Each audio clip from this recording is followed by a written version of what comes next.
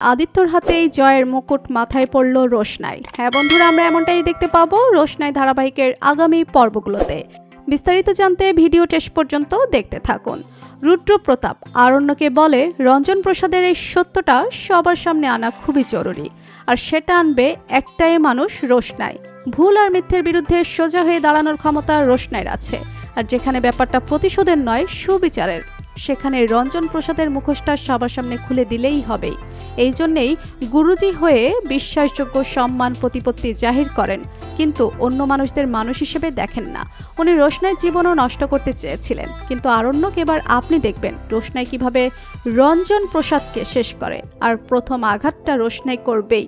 আরক রুদ্র প্রতাপকে বলে, দেখুন স্যার, রোশনাইয়ের সঙ্গে তো আমার সেরকম যোগাযোগ নেই এখন, একটা সময় ছিল, তাই এটা আমার অনুরোধ রইল, আপনি একদিন না একদিন রোশনাইকে প্লিজ এই কথাটা জানাবেন। আপনি তার গুরুজি, আপনি প্লিজ ওকে একটু দেখবেন। রুদ্র প্রতাপ আরণ্যককে বলে, আপনি ভাববেন না, আমি ঠিক সময় মতো রোশনাইকে সব সত্যি জানিয়ে দেব যে রঞ্জন লোকটা কেমন, একটা মেয়ের জীবন কিভাবে শেষ করতে চেষ্টা করেছিল। আর উনি ভালো করে জানেন যে রোশনাই যদি সাকসেসফুল হয়ে যায়, তার নাম ক্ষমতার জোরে রঞ্জন প্রসাদকে প্রশ্ন করতে পারি, তাই শুরু থেকে ওকে দাপিয়ে রাখতে চাইতো। তো বন্ধুরা, তোমরা কি এমনটাই চাও যে আদিত্যর হাতেই জয়ের মুকুট পড়ে রোশনাই?